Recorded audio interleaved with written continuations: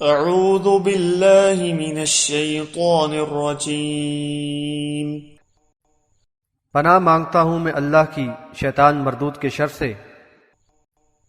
وَإِذْ قَتَلْتُمْ نَفْسًا فَادَّارَأْتُمْ فِيهَا وَاللَّهُ مُخْرِجٌ مَا كُنْتُمْ تَكْتُمُونَ۔ اور یاد کرو جب تم نے ایک شخص کو قتل کر دیا تھا، پھر ایک دوسرے کو مورد الزام ٹھہرانے لگے، اور اللہ تعالیٰ تمہارے اس جرم کو جس کو تم چھپا رہے تھے ظاہر کرنے والا تھا۔ حاشیہ نمبر 68۔ بنی اسرائیل کے اس معاشرے کی اللہ تعالیٰ سے بے خوفی کا منظر ہمارے سامنے ہے۔ اللہ کے رسول علیہ السلام کے ہوتے ہوئے قتل ناحق اور پھر شہادت کو چھپا کر قاتل کی پشت پناہی شدید جرم تھا، لیکن انجام سے غافل قوم یہود کے لیے گویا یہ معمولی بات تھی۔ اللہ تعالیٰ نے ایک معجزانہ تدبیر کے ذریعے اس راز کو فاش کر دیا، ان سے وہ گائے ذبح کرائی جس کے لیے ان کے دل میں عظمت و تقدیس تھی، اور اس کا ایک ٹکڑا اس مردے سے لگایا گیا جس سے وہ زندہ ہو گیا، اور اس نے قاتل کا نام بتا دیا۔ اس طرح ایک تدبیر سے کئی مقاصد حاصل ہو گئے۔ نمبر 1، مصر میں قبطیوں کے ساتھ رہنے سے بنی اسرائیل کے ایمان میں زنگ لگ گیا تھا، اور گائے کے تقدس اور اس عقیدت نے ان کے ایمان و عقیدے میں جو خرابی پیدا کر دی تھی اس کی اصلاح کر دی گئی۔ نمبر 2، ظالم قاتل پر حد نافذ کر کے ایک بڑی معاشرتی خرابی کا سد باب کر دیا گیا۔ نمبر 3، دوسری طرف ان کو یہ بھی دکھا دیا گیا کہ اللہ تعالی قیامت کے روز مردوں کو زندہ کر دینے پر پوری طرح قادر ہے۔ فَقُلْنَا اضْرِبُوهُ بِبَعْضِهَا كَذَلِكَ يُحْيِي اللَّهُ الْمَوْتَى وَيُرِيكُمْ آيَاتِهِ لَعَلَّكُمْ تَعْقِلُونَ۔ بس ہم نے کہا کہ اس گائے کے ایک ٹکڑے سے اس مردے کو مارو، اللہ تعالیٰ اسی طرح مردوں کو زندہ کرتا ہے اور تمہیں اپنی نشانیاں دکھا دیتا ہے تاکہ تم سمجھ لو۔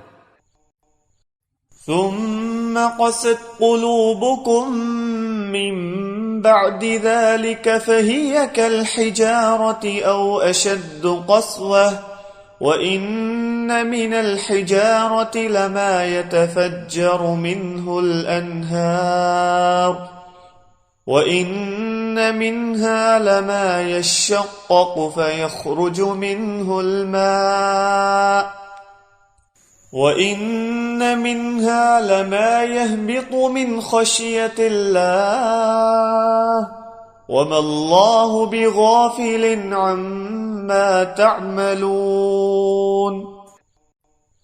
پھر اس کے بعد تمہارے دل سخت ہو گئے پتھر کی طرح یا اس سے بھی سخت، اور پتھروں میں تو بعض ایسے بھی ہیں جن سے نہریں پھوٹ نکلتی ہیں، اور ان میں سے بعض پھٹ بھی جاتے ہیں اور ان سے پانی نکل آتا ہے، اور بعض ایسے ہیں جو اللہ کے خوف سے گر پڑتے ہیں، اور اللہ تمہارے کاموں سے بے خبر نہیں ہے۔ حاشیہ نمبر 69۔ اتنے معجزانہ واقعات کو آنکھوں سے دیکھ لینے کے بعد اور اللہ تعالیٰ کی بے شمار عنایات و انعامات سے فائدہ اٹھاتے ہوئے انہیں عاجزانہ انداز اور شکر گزاری کی روش اختیار کرنی چاہیے تھی۔ اس کے برعکس وہ اللہ کی نافرمانی اور سرکشی ہی میں آگے بڑھتے رہے، یہاں تک کہ قساوت قلبی یعنی سخت دلی اور فسق و فجور پر ہٹ دھرمی سے جماؤ کا شکار ہو کر رہ گئے۔ یہ بات قابل غور ہے کہ قلب سلیم رکھنے والے خوش نصیب سوچ سمجھ کر ایمان کی دعوت کو قبول کرتے ہیں، وعظ و نصیحت کا ان پر اثر ہوتا ہے اور دلوں پر رقت طاری ہو جاتی ہے۔ بحوالہ سورۃ الانفال آیت نمبر 2۔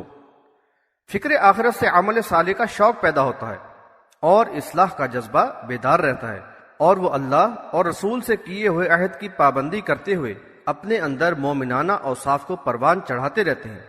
صحابہ کرام رضی اللہ عنہم انہی اوصاف کے حامل تھے۔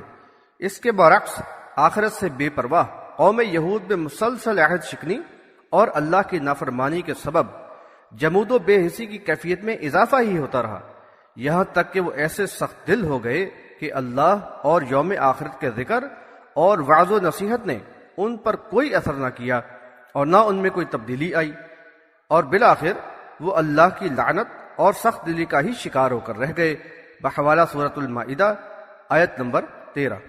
افسوس کہ آج اس کلمہ گو امت نے بھی اس مرض میں مبتلا ہو کر اللہ کی لعنت اور قہر و غضب کا اپنے آپ کو مستحق ٹھہرا لیا ہے۔ اس آیت میں بڑے ہی مؤثر ادبی پیرائی میں سخت دل انسانوں کو پتھر سے تشبیہ دی گئی ہے، اور بتایا گیا ہے کہ جب انسان اللہ کی نافرمانی میں حد سے گزر جاتا ہے تو اس کا دل قبول حق کے معاملے میں پتھر سے بھی سخت ہو جاتا ہے، اور اصلاح کا امکان قطعاً باقی نہیں رہتا۔ پتھر سے تو اس کی سختی کے باوجود بھی چشمے پھوٹ پڑتے ہیں، اور کبھی وہ خشیت الہی سے ٹوٹ پڑتے ہیں۔ أفتطمعون أن يؤمنوا لكم وقد كان فريق منهم يسمعون كلام الله ثم يحرفونه من بعد ما عقلوه وهم يعلمون۔ کیا تم یہ توقع رکھتے ہو کہ یہ بنی اسرائیل تمہاری بات مان لیں گے اور ایمان لے آئیں گے، حالانکہ ان لوگوں میں ایک ایسا گروہ رہا ہے جو کلام اللہ کو سن کر جانتے بوجھتے علم کے باوجود اس کو بدل ڈالا کرتے ہیں۔ حاشیہ نمبر 70۔ ان آیات میں بنی اسرائیل کی پیشہ ور علماء کی فریب کانہ روش اور تقلید اعمى کے شکار عوام کی رسمی دینداری کا ذکر کیا گیا ہے۔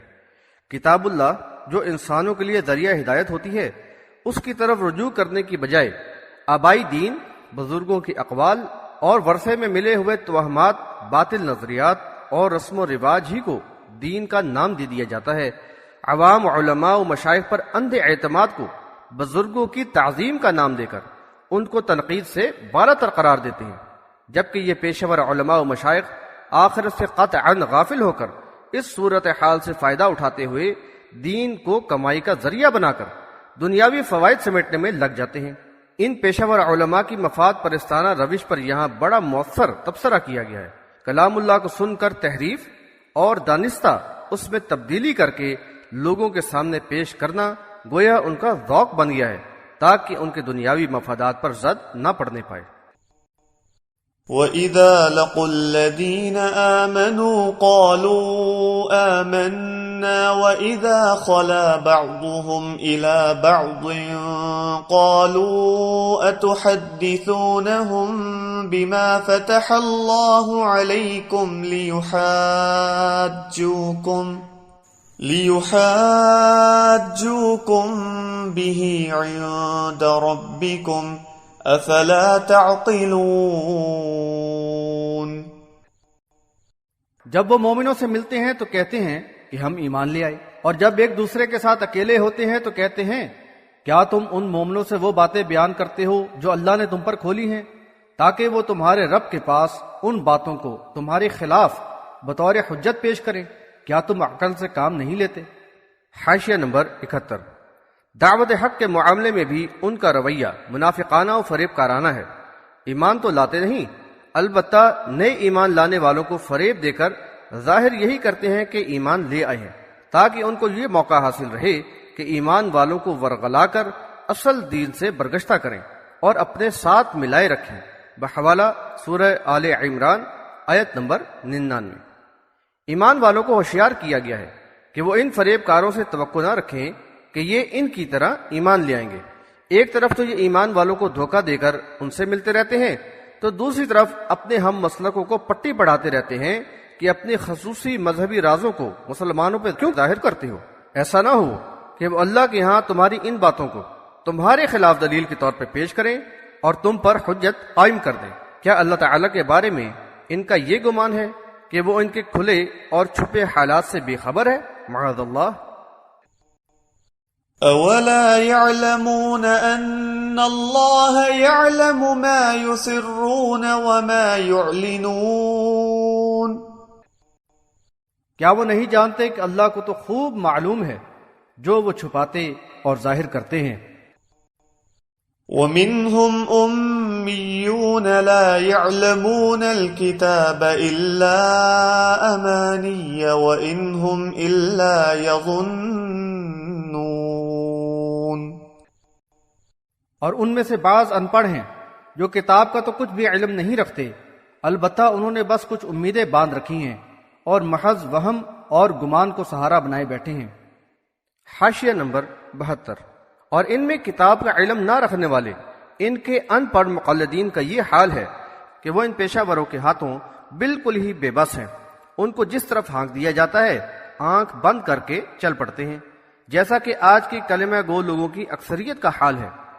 انہیں ان کے رہنما یہ بتاتے ہیں کہ قرآن کو صرف علماء سمجھ سکتے ہیں، تم نے اگر خود قرآن کو سمجھنے کی کوشش کی تو گمراہ ہو جاؤ گے، اس لیے جو ہم بتائیں آنکھ بند کر کے اسے مانو۔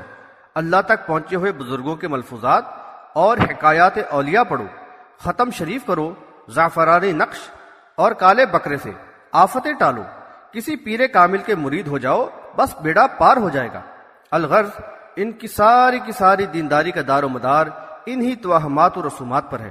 اس طرح ان کو انتہائی سستا نجات کا راستہ دکھا دیا گیا، جہاں نہ تو حق و باطل کی تحقیق کی ضرورت ہے، نہ عقائد کی اصلاح کا مسئلہ، اور نہ ہی سنت و بدعت کا فرق معلوم کرنے کی ضرورت، بس لگا بندہ فرقہ وارانہ یا آبائی دین ہی گویا نجات کے لیے کافی ہے۔ اس کے بدلے میں عوام نے ان علماء کرام کو بغیر کسب و مشقت دنیا کی ساری ہی آسائشیں فراہم کر دی اور فکر روزگار سے بے نیاز کر دیا۔ سچ ہے جب دین کو پیشہ اور کمائی کا ذریعہ بنا لیا جائے تو ساری سعی و جد و جہد کی ایک ہی سمت ہو جاتی ہے۔ فويل للذين يكتبون الكتاب بأيديهم ثم يقولون هذا من عند الله ليشتروا به ثمنا قليلا فويل لهم مما كتبت أيديهم وويل لهم مما يكسبون۔ بس بربادی ہے ان لوگوں کے لیے جو کتاب اپنے ہاتھوں سے لکھتے ہیں پھر کہتے ہیں کہ یہ اللہ کی طرف سے ہے تاکہ اس کے ذریعے کچھ تھوڑا سا معاوضہ حاصل کر لیں، بس باعث تباہی ہے ان کے لیے جو ان کے ہاتھوں نے لکھا، اور موجب ہلاکت ہے یہ کمائی جو انہوں نے کی۔ حاشیہ نمبر 73۔ یہاں اہل کتاب کے علماء کی اللہ کے عذاب سے بے خوفی اور دین فروشی کی روش پر ان کو ملامت کی جا رہی ہے۔ ان کی جسارت اور بے باکی کا یہ عالم ہے کہ کتاب اللہ کی معنوی تحریف یعنی معنی و مفہوم کو بدل کر بیان کرنے ہی پر بس نہیں کرتے، بلکہ لفظی تحریف سے بھی گریز نہیں کرتے۔ اپنے ہاتھ سے لکھے ہوئے فتووں کو لوگوں کے سامنے پیش کرتے ہیں اور اپنے موقف اور باطل نظریات و تشریحات کو کتاب اللہ میں خلط ملط کر کے لوگوں کو یہ باور کراتے ہیں کہ یہ اللہ کی طرف سے ہے۔ افسوس کے ساتھ کہنا پڑتا ہے کہ اس امت کے مفسرین اور دیگر علماء و مشائخ بھی اہل کتاب کے علماء سے کسی طرح بھی کم نہیں۔ ان کی تفاسیر اور کتابیں قرآن کے خلاف عقائد و نظریات سے بھری پڑی ہیں، اور لوگوں کے عقائد بگاڑنے اور ایمان کو شرک سے آلودہ کرنے میں ان کا بڑا ہاتھ ہے۔ الغرض اس طرح بے دینی پھیلانے اور لوگوں کو گمراہ کرنے کے طرز عمل کو انہوں نے پیشہ بنا لیا ہے۔ کیسی بری کمائی ہے جو یہ لوگ کر رہے ہیں، یہ بالآخر ان کی دنیا اور آخرت کی ہلاکت اور رسوائی کا سبب بن جائے گی۔ دوسری طرف یہ اندھی تقلید کے عادی عوام ہیں جو ان گمراہ کرنے والوں ہی کو اپنا رہنما بنائے ہوئے ہیں، ان کی ہر بات کو بے چوں و چرا دین سمجھ کر قبول کرتے چلے جا رہے ہیں، کتاب اللہ کی بجائے اپنے علماء کے فتووں کو مانتے ہیں اور انجام سے غافل ہلاکت و بربادی کی طرف دوڑے جا رہے ہیں۔ وقالوا لن تمسنا النار إلا أياما معدودة قل أتخذتم عند الله عهدا فلن يخلف الله عهده أم تقولون على الله ما لا تعلمون۔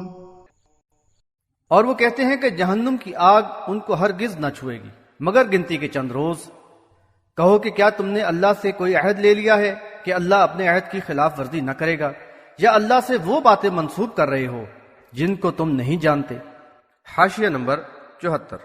اس بدعمالی اور سرکشی کے باوجود ان کا زعم باطل یہ ہے کہ یہ جنت کے حقدار ہیں، دوزخ کی آگ انہیں چھوئے گی بھی نہیں، اور اگر دوزخ میں رہے بھی تو صرف چند روز کے لیے۔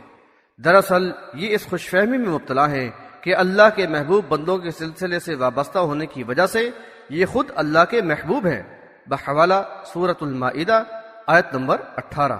اللہ تعالیٰ نے اس کی سختی سے تردید فرما دی ہے کہ اللہ نے تو ان سے کوئی ایسا عہد و پیمان نہیں کیا ہے کہ ان کی ہر قسم کی سرکشی و نافرمانی کے باوجود ان کو سزا نہ دے۔ کیسی بے سروپا باتیں یہ اللہ سے منسوب کر رہے ہیں۔ اللہ کے یہاں حسب و نسب اور سلسلوں کی کوئی حیثیت نہیں، وہاں تو ایمان خالص اور عمل صالح ہی پر فیصلہ ہوگا۔ بلى من كسب سيئة وأحاطت به خطيئته فأولئك أصحاب النار هم فيها خالدون۔ بھلا کیوں نہیں، جس کسی نے کوئی برائی کی اور اس کے گناہوں نے اسے اپنے گھیرے میں لے لیا تو یہی لوگ جہنمی ہیں، وہ ہمیشہ اسی میں رہیں گے۔ حاشیہ نمبر 75۔ ان پیشور علماء و مشائخ اور ان کے اندھے متبعین کے باطل نظریات پر بھرپور چوٹ لگاتے ہوئے فرمایا کہ اگر یہ اللہ کے محبوب ہی ہیں تو پھر اللہ انہیں ان کے گناہوں پر عذاب کیوں دے رہا ہے؟ بحوالہ سورۃ المائدہ آیت نمبر 18۔ اللہ کی تو یہی سنت ہے کہ جو کوئی نافرمانی کی روش اختیار کر کے بد اعمالیوں میں غرق رہے گا تو ایسے سارے ہی لوگ ہمیشہ کے لیے جہنمی قرار دیے جائیں گے، اور جو لوگ اللہ اور رسول صلی اللہ علیہ وسلم پر ایمان لائیں، اپنے ایمان کو شرک سے پاک کر کے عمل صالح کی روش اپنائیں اور اللہ اور رسول صلی اللہ علیہ وسلم کے حکم کے مطابق ایمان کے تقاضے پورے کریں تو وہ جنت کے دائمی وارث بنا دیے جائیں گے۔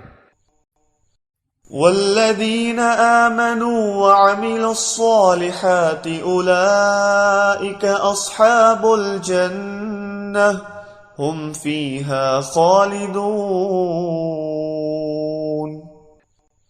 اور جو ایمان لائے اور انہوں نے اچھے کام کیے تو یہی لوگ جنتی ہیں، اس میں ہمیشہ رہیں گے۔